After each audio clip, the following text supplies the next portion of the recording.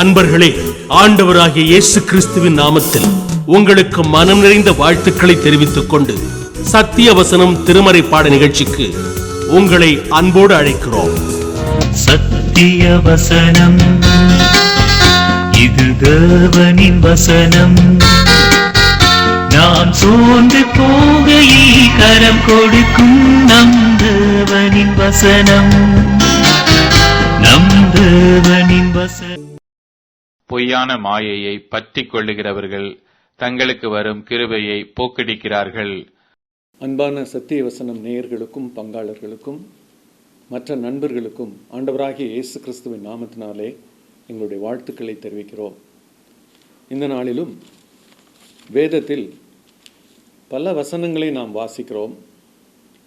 சில வசனங்களை நாம் நிறுத்தி வாசிக்கிறோம், சில வசனங்களை வேகமாக வாசித்து விடுகிறோம். சில வசனங்கள் நம்மை எச்சரிக்கிறது, சில வசனங்கள் நமக்கு ஆறுதல் தருகிறது, சில வசனங்கள் கடவுள் தருகிற வாக்குத்தத்தங்களாகவும் இருக்கிறது. வேதத்தில் எழுதப்பட்டிருக்கிற பல மனிதர்களுடைய வாழ்க்கை நமக்கு ஒரு பாடமாகவே இருக்கிறது.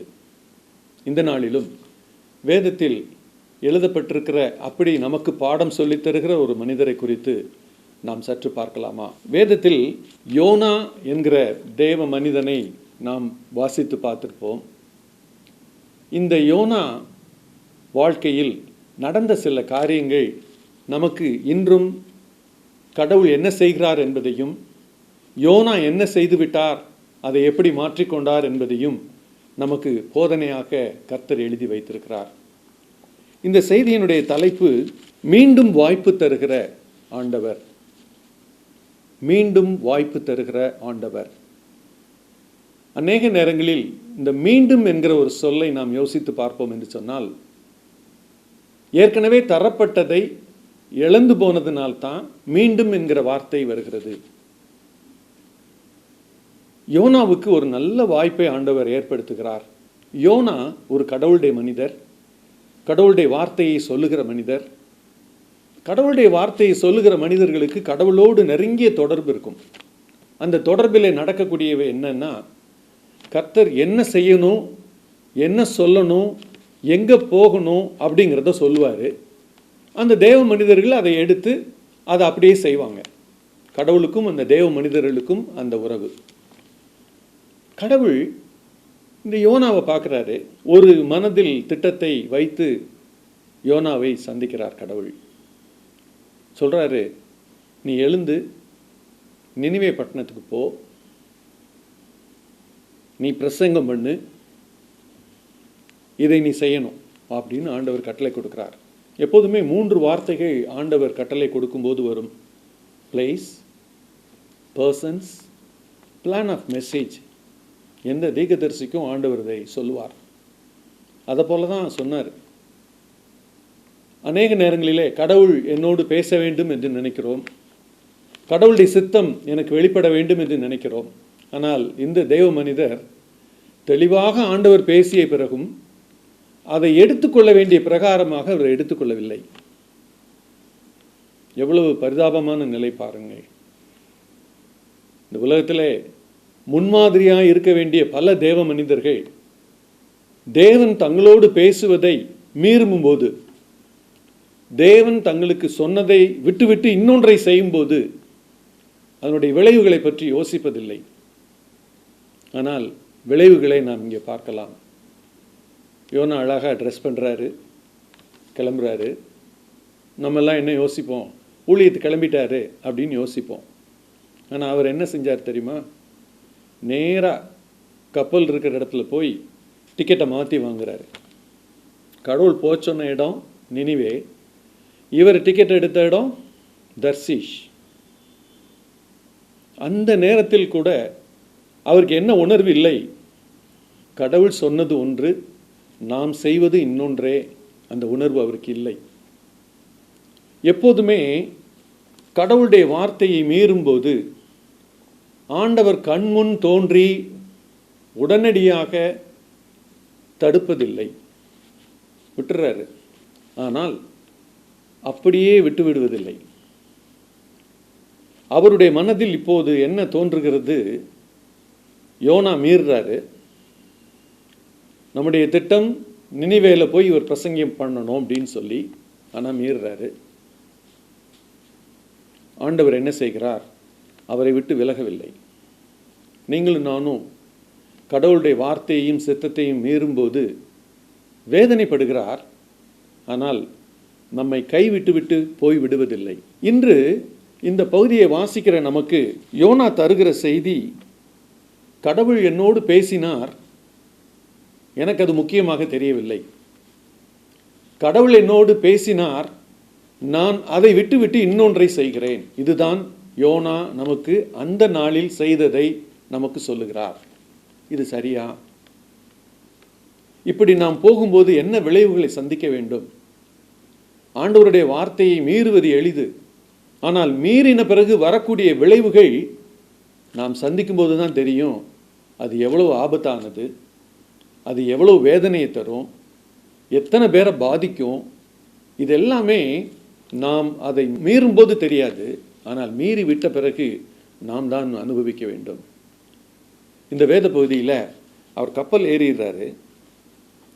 மீண்டும் அந்த பயணத்தை தான் திசை திரும்பி அந்த பாதையிலே அவர் போகிறார். ஆனால் கடவுள் அவரை உணர்த்த விரும்புகிறார். இரண்டாவது குறிப்பாக யோனாவை உணர்த்தும் கடவுள்.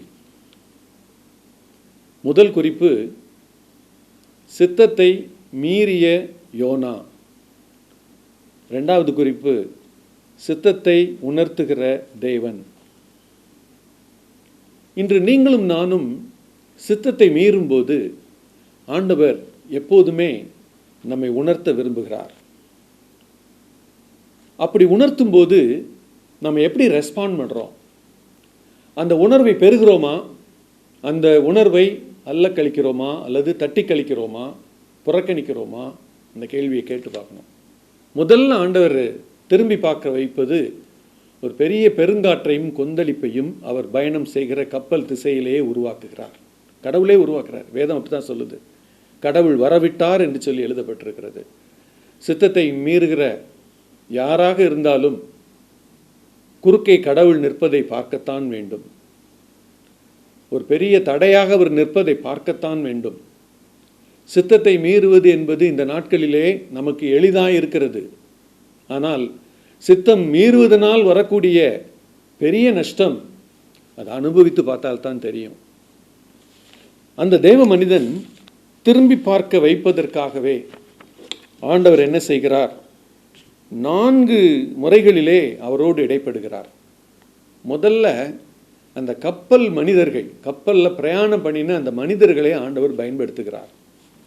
நிறைய கேள்வி கேட்குறாங்க. நீ யாரு, யாருனால வருதுன்னு சீட்டு போட்டு பார்க்குறாங்க. இதெல்லாம் நடக்குது. ஆனால் அதன் மத்தியில் அவர்கள் ஒரு கேள்வி கேட்கிறார்கள். அந்த கேள்வியை நாம் கொஞ்சம் பார்ப்பது நல்லது. அவர்கள் என்ன கேட்கிறார்கள்? நீ ஏன் இதை செய்தாய்? யோனா 1ஆம் அதிகாரம் 9வது வசனத்தில் தான் பக்தி உள்ளவன் என்று அறிமுகப்படுத்துகிறார். 10வது வசனத்தில் அவர்கள் கேட்கிறார்கள், ஏன் இதை செய்தாய்? இந்த நாட்களிலே தேவனுடைய வார்த்தையை கேட்டு கீழ்ப்படியாதவர்களை பார்த்து உலகத்தில் உள்ளவர்கள் இப்படிப்பட்ட கேள்விகளை கேட்க நேரிடும். நீங்களா அப்படி செஞ்சிட்டீங்க? நீங்களா அந்த மாதிரி செஞ்சிட்டீங்க? ஏன் இப்படி செஞ்சீங்க? இந்த கேள்விகள் உலக மனிதர்களிடத்திலிருந்து தேவ மனிதர்களுக்கு வருகிறது என்று சொன்னால் எப்படி இந்த இது மாறுதுன்னு பாருங்க. தேவ மனிதர்கள் தான் மற்றவர்களிடத்தில் பேச வேண்டும், நீங்க இப்படி செய்யுங்கன்னு. ஆனா மற்ற மனிதர்கள் பேசுகிறார்கள் யோனாட்ட, நீ ஏன் அதை செஞ்சேன்னு. அதை சந்திக்கிறார் அவர். வேதனையான அனுபவம். அடுத்து ஆண்டவர் என்ன செய்கிறார்? தன்னுடைய இயற்கையை பயன்படுத்தினார், கப்பல் மனிதர்களை பயன்படுத்தினார். கடைசியில் அந்த சாப்டரில் நீங்கள் வாசித்து பார்ப்பீங்கன்னா இதுக்கு சொல்யூஷன் தேடுறாங்க. யோனாவை அவங்க எழுப்பிட்டு வந்ததே நல்ல தூக்கத்திலேருந்து எழுப்பிட்டு வந்தாங்க. ஒரு தேவனுடைய மனிதன், கர்த்தருடைய சித்தத்தை மீறி பயணம் செய்கிற மனிதன். அவருக்கு எப்படி நிம்மதியாக தூக்கம் வந்துச்சு தெரியல, ஆனால் தூங்கினார். அங்கே போய் தான் எழுப்பிட்டு வந்தாங்க. தேவ சித்தம் மீறுகிற மனிதன் எங்கு இருந்தாலும் அந்த மனிதனால், அந்த மனிதனுக்கு மாத்திரமல்ல, சுற்றி இருக்கிற எல்லாருக்குமே கஷ்டம்தான். அந்த கப்பல் மனிதர்கள் எல்லாருமே கஷ்டப்பட்டாங்க அவரால். கடைசியில் அவர் என்ன செஞ்சார்? நீங்கள் என்னை தூக்கி போட்டுருங்க. அவரே சொல்யூஷன் சொல்கிறார். அந்த தேவமனிதத்தில் காணப்பட்ட ஒரு நல்ல ஒரு காரியம் என்னன்னா, தன்னால தான் இது நடந்துச்சுன்னு சொல்லி உண்மையை ஒத்துக்கிறார். இதுக்கு மேலே அவர் தப்பிக்க முடியாது. ஒரு பக்கம் சீட்டு விழுந்துருச்சு, இன்னொரு பக்கம் கடலில் திரும்பி பார்க்குறாரு, கொந்தளிப்பு அடங்கலை. இன்னொரு பக்கம் கப்பல் காப்பாற்றப்படுவதற்காக சரக்கெல்லாம் தூக்கி எறிஞ்சிட்டாங்க, அதுவும் ஒன்றும் நடக்கலை. ஒரு எண்டுக்கு வந்துட்டார். டெட் எண்டுக்கு வந்த பிறகு தான் என்ன சொல்கிறாரு? இது என்னால் தான் நடந்துச்சு, என்னை தூக்கி போட்டுருங்க. கடவுள் மூன்றாவதாக ஒரு மீனை பயன்படுத்துகிறார். வேதத்தில் இப்படிப்பட்ட படைக்கப்பட்ட ஜந்துக்கள் நிறைய கடவுள் பயன்படுத்துவார். எலியாவை சந்திப்பதற்கு ஒரு காகத்தை அனுப்பி உணவை கொடுத்து விடுவார். எங்கேயாவது காக்கைகள் உணவை எடுத்துகிட்டு போய் மனுஷனுக்கு கொடுத்துருக்கிறத நம்ம எங்கேயாவது கேள்விப்பட்டிருக்கிறோமா? செய்தது அந்த காகம். அதுபோல் இந்த மீனுக்கு கர்த்தர் கட்டளையிட்டார், இவரை விழுங்குச்சு. இந்த தேவனுடைய மனிதன் சரியான உணர்வை பெற்றவனாக அந்த மீன் வயிற்றிலிருந்து ஜபிக்கிறார். அநேக நேரங்களில் இந்த பகுதியை வாசித்து பார்க்கும்போது எனக்கு ஒரு எண்ணம் வரும். ஊழியத்திற்கு செல்லும் முன்பதாக தெளிவாக ஜெபித்து விட்டு செல்ல வேண்டிய ஒரு மனிதன், ஜெபிக்காமலே தர்ஷீஷுக்கு கப்பல் ஏறின அந்த மனிதன் திரும்பவும் ஜெபித்த இடம் மீன் வயிற்றுக்குள்ளிருந்து. நாம் ஜெபிக்க வேண்டிய நேரங்களை தவற விடும்போது, நம்முடைய வாழ்க்கையில் கர்த்தருடைய சித்தத்தை தவற விடும்போது, கூடவே என்ன செய்ய மாட்டோம்னு சொன்னால் ஜெபிக்க மாட்டோம். ஜெபம் நம்மை விட்டு போய்விடும். ஆனால் கடவுள் எப்படி ஜெபிக்க வைக்கிறார் தெரியுமா? எல்லா கதவுகளையும் அடைத்து வெளியே போக முடியாது என்ற நிலைமையை அங்கே உருவாக்கி, இப்போ ஜெபம் பண்ணு. இப்போ யோனாவும் எனக்கு ஜெபம் பண்ணுறதை தவிர வேறு வழி இல்லை. பாருங்கள், கடவுள் என்ன செய்கிறார் பாருங்க. ஜெபிக்காத மனிதனையும் ஜெபிக்க வைக்கிறார், ஜெபிக்க மறந்தவனையும் ஜெபிக்க வைக்கிறார். சூழ்நிலைகள் அந்த வார்த்தையை, அந்த செய்தியை யோனாவுக்கு சொல்லுகிறது. யோனா, நீ இவ்வளோ நாள் ஜெபிக்கலை, இப்போ வேறு வழியே இல்லை, நீ ஜெபம் பண்ணியே ஆகணும். எத்தனை முறை நம்முடைய வாழ்க்கையிலே வேறு வழி இல்லாமல் நாம் ஜெபிக்க வந்திருக்கிறோம், இந்த யோனாவை போல. ஆனால் அவர் ஜெபிக்க வந்தபோது அவருடைய கன்ஃபெஷனில் ஒரு முக்கியமான ஒரு வார்த்தை இருக்கிறது.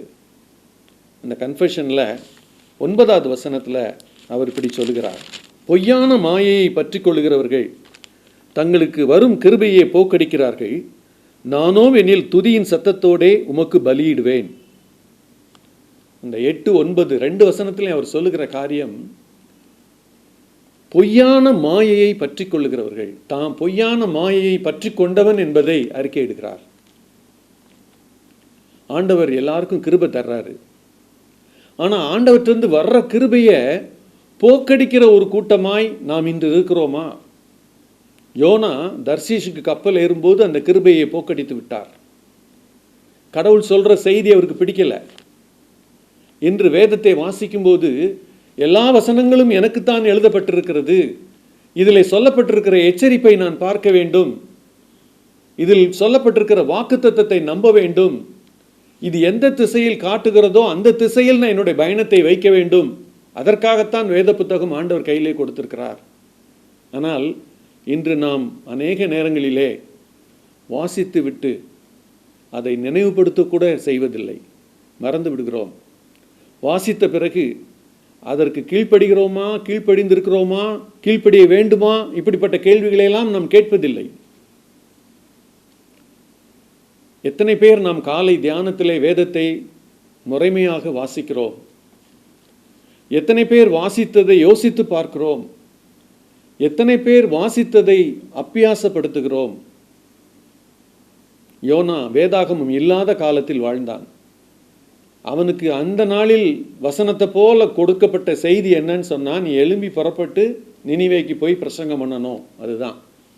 அதுபோல எந்த செய்தியை நாம் கேட்டாலும் வேதத்திலிருந்து அதனுடைய தாக்கம் நம்மை நோக்கி வர வேண்டும். அதை ஒப்பிட்டு பார்க்க வேண்டும். அந்த வேத வசனத்தின்படி நான் இருக்கிறேனா இல்லையா, அந்த வேத வசனத்தின்படி நான் செய்கிறேனா இல்லையா?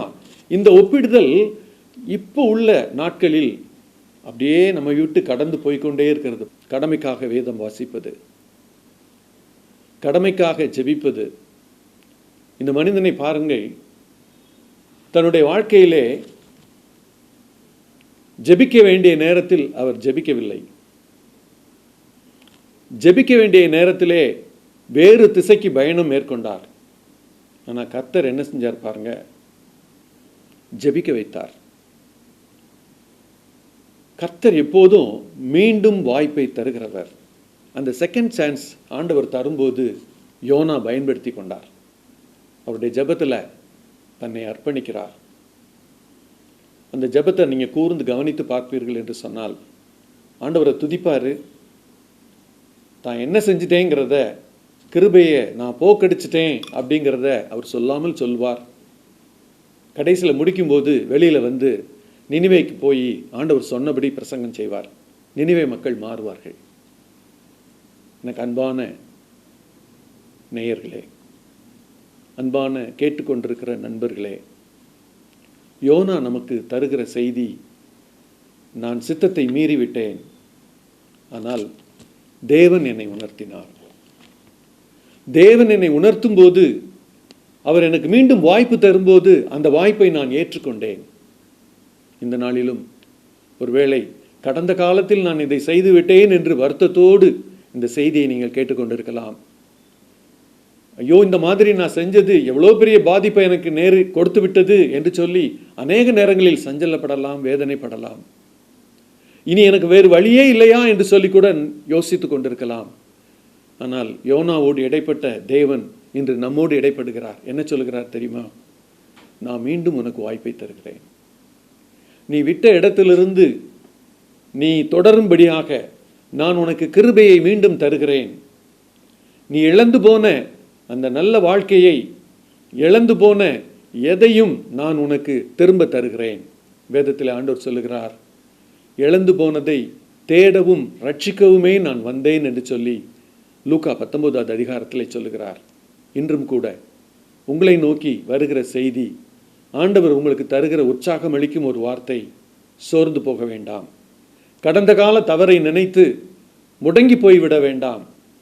கர்த்தர் மீண்டுமாய் வந்து தூக்கி விடும்போது, என் மகனே நீ வா, திரும்ப வா, நான் உன்னை பலப்படுத்துகிறேன், திரும்ப அந்த காரியத்தை நீ செய்யும்படியாக நான் உன்னை உற்சாகப்படுத்துகிறேன், பலப்படுத்துகிறேன் என்று சொல்லும்போது நாம் வந்து விடுவோம். ஆனால் எவ்வளவு சிறப்பாக இருக்கும். கண்களை மூடி நாம் ஜெபிப்போமா? எங்களை அதிகமாய் நேசிக்கிற எங்கள் அன்பின் பரம தகப்பனே, யோனாவை போல திசை மாறி பயணம் செய்கிற யாராக இருந்தாலும், கடந்த காலத்தில் நான் இதை செய்து விட்டேன் என்று வருத்தத்தோடு இருக்கிற யாராக இருந்தாலும், இந்த நேரத்திலே நீர் அவர்களை தொட்டு உணர்த்தும் போது, சரி ஆண்டவரே, நீர் என்னை உணர்த்துகிறீர், நான் திரும்பவுமாய் நீர் சொல்வதை கேட்கிறேன் என்று சொல்லி சம்மதத்தோடு திரும்பி வருகிற ஒவ்வொருவரையும் நீர் தொடும்படி நாங்கள் ஜெபிக்கிறோம், பலப்படுத்தும்படி ஜெபிக்கிறோம். நன்றியோடு ஸ்தோத்திரிக்கிறோம். சித்தம் தவறிய மனிதனை மீண்டும் அழைக்கிற தேவனே, மீண்டும் உணர்வடைய செய்கிற தேவனே, மீண்டும் ஏற்றுக்கொள்ளுகிற தேவனே, எங்களை உம்முடைய சமூகத்தில் அர்ப்பணிக்கிறோம், துதித்து ஸ்தோத்திரிக்கிறோம். இயேசு கிறிஸ்துவின் இனிய நாமத்தில் ஜெபத்தை ஏறெடுக்கிறோம் எங்கள் ஜீவனுள்ள நல்ல பரம தகப்பனே. ஆமென்.